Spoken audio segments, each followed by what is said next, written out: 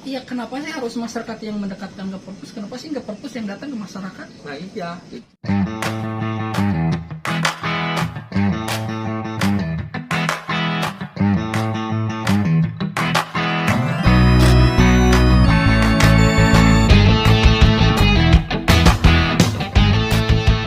Halo milenial, jumpa lagi dengan saya Iji Zelani, komunitas Rindu Diskusi. Kali ini kita akan bicara sesuatu hal yang sangat garing banget, yaitu tentang membaca buku. Dan kali ini kita telah kedatangan tamu spesial, yaitu Kang Ucok dari komunitas dari Dunia Aksara. Dunia Aksara. Sehat Kang Ucok? Sehat Kang. Tentang membaca Kang Ucok, saya ingin kasih beberapa prolog dari hasil penelusuran tim Rindu Diskusi. Ya.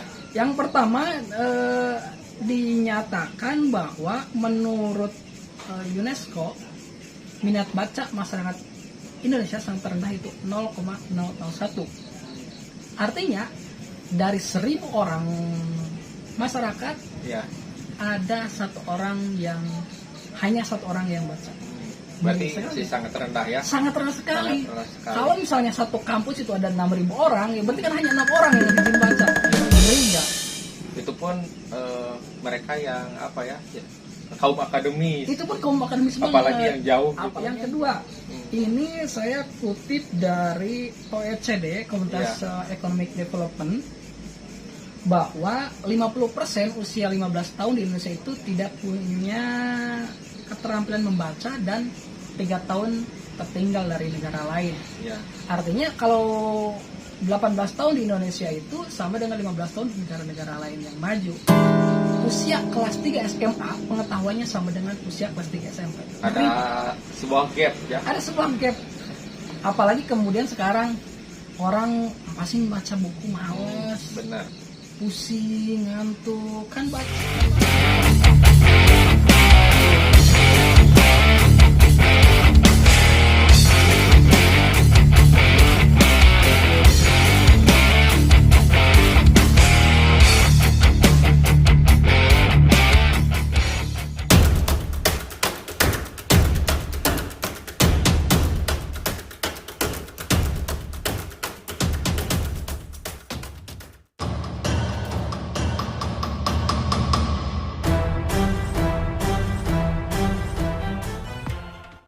Ini menurut Kang Ucok, apa yang Kang Ucok tanggap dari fenomena ini? Ya pertama mungkin ya Kang. Dulu saya nggak suka baca buku ya. Masih saya juga. Nggak, karena emang membaca buku itu pertama membosankan, nggak menarik. Menarik. Terus kalau baru baca 1-2 lembar itu suka ngantuk. Saya banget tuh. Ngantuk. Jadi buku yang baca saya, bukan saya yang baca buku. Terus kadang udah dipaksa ini membaca. Iya. Tapi saya itu nggak paham dengan apa sih yang ngomongin yang dibaca Iya. kita baca. Jadi kayak merasa ngapain baca buku, kayak yang waktu kita itu sia-sia. Iya. Kita udah berusaha tapi nggak tahu karena otak kita yang gimana, bego gitu, gimana ya. Kok saya baca udah 1 jam, udah beberapa lembar, tapi saya nggak bisa menjelaskan, nggak tahu isi buku tersebut. Jadi ya itu mungkin di awal-awal ya. Tapi itu banyak ya. Iya banyak itu. Jadi merasa sia-sia gitu.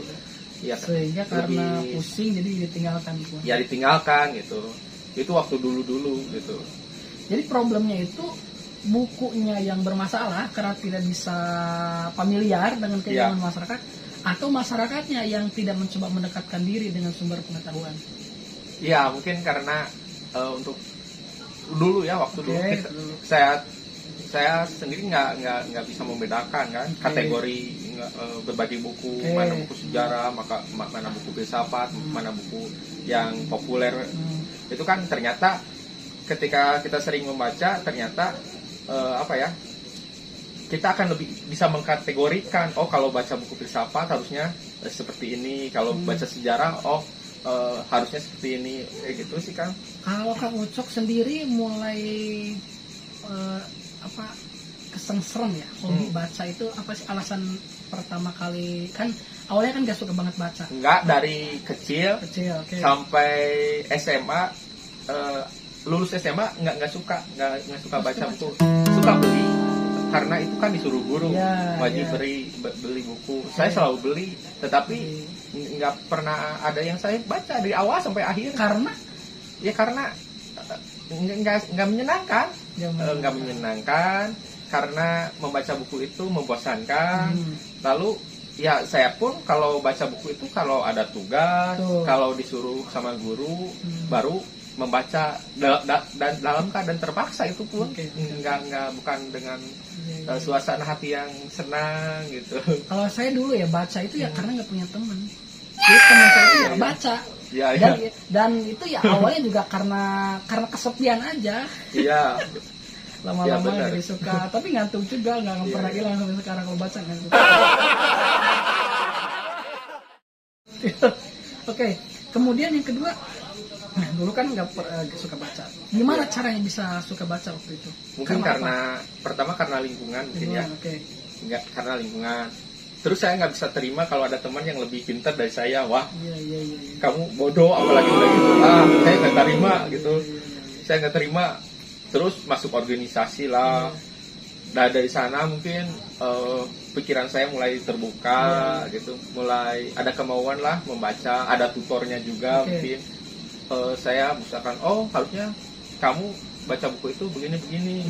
Dulu, jadi ya karena dulu saya nggak ada fasilitator, nggak ada tutor, jadi ya semaunya kalau baca. Ternyata ketika masuk komunitas, masuk organisasi, masuk ke dunia perkuliahan, di sana saya mulai terbuka, tercerahkan pikiran saya itu. Gitu. Mulailah senang dengan membaca buku. Karena tertantang, ada challenge ya.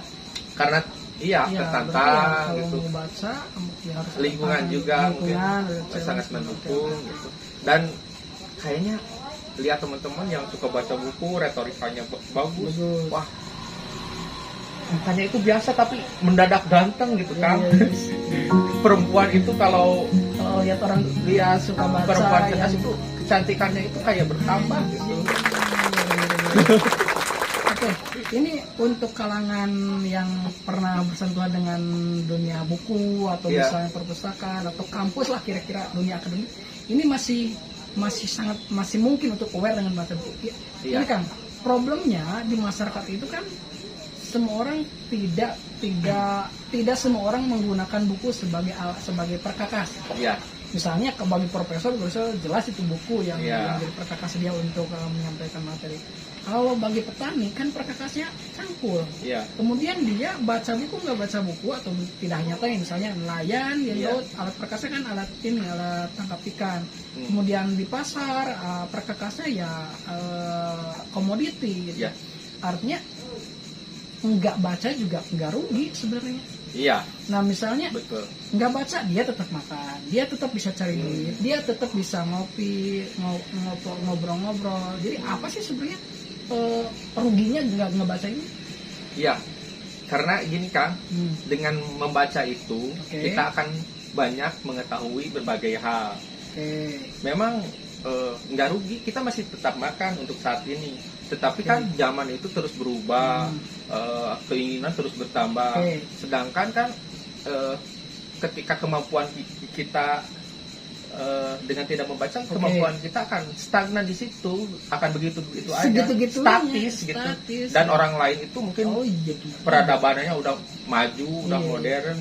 Kita masih lambat bergeraknya. Gitu. Betul. Jadi mungkin ya hidupnya ya apa yang dia lakukan ya segitu-gitu seumur hidup ya, kerja lagi, kemudian terus saja kerja yang didapatkan cuma duit, karena kan makan, lelah, mati. Misalkan kayak petani nggak baca buku dengan petani yang suka baca buku itu beda mungkin. Hasilnya beda. Mungkin dapat inovasi-inovasi. Misalkan cara pemasarannya. Ada cara pemasaran, ada buku tentang pertanian. Kita akan dari sana kita mungkin akan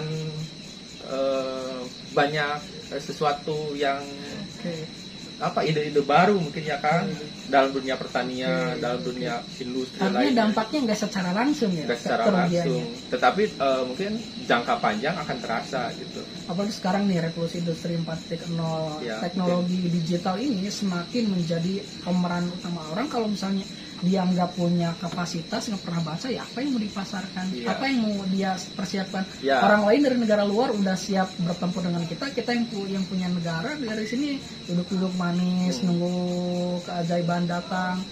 Ya nganggap mungkin perubahan itu hanya dilakukan oleh mereka yang duduk di bangku perkuliahan. Ya, kita selamanya akan menjadi bangsa-bangsa pengikut gitu. Kalau betul. kalau malas membaca itu gitu. Bahkan jadi babu karena nggak ngerti Iya, cara ngelola betul. ngelolanya kayak gimana ya.